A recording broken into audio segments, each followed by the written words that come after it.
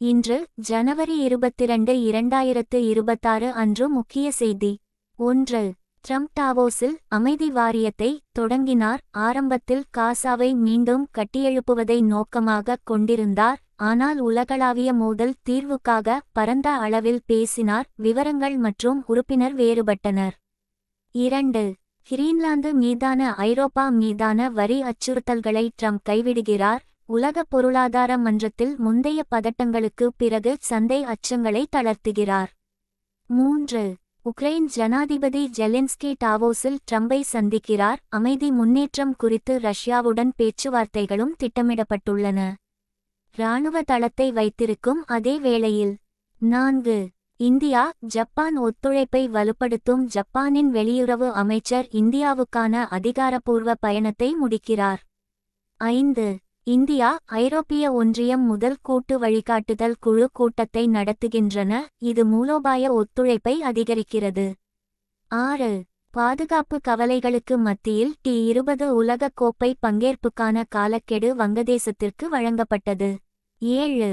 Apple இந்தியாவில் apple பேவை தொடங்க தயாராகிறது. டிஜிட்டல் கட்டண விருப்பங்களை விரிவுபடுத்துகிறது. 8. இஸ்ரோ PSLV C-62 பணி ஒழுங்கின்மையை எதிர்கொண்டது.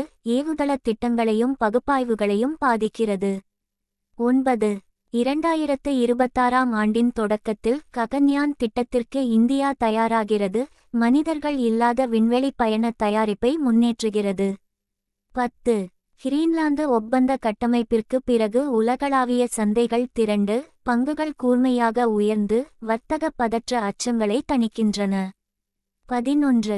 பிராண்ட் ஃபைனான்ஸ் உலகளாவிய IT சேவைகள் தரவரிசை இன்போசிஸ் 3வது, TCS 2வது மற்றும் ஆக்சென்சர் முதலிடம். 12. நாக்பூரில் நடந்த முதல் T20 போட்டியில் இந்தியா நியூசிலாந்தை 48 ரன்கள் வித்தியாசத்தில் வீழ்த்தியது. அபிஷேக் சர்மா மற்றும் ரிங்கு சிங் ஆகியோரின் வலுவான செயல்திறன்.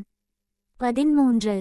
ஹெலோ இந்தியா குளிர்கால விளையாட்டு 2026 லடாக்கில் தொடங்குகிறது. பல விளையாட்டு போட்டி தொடங்கப்பட்டது. 14.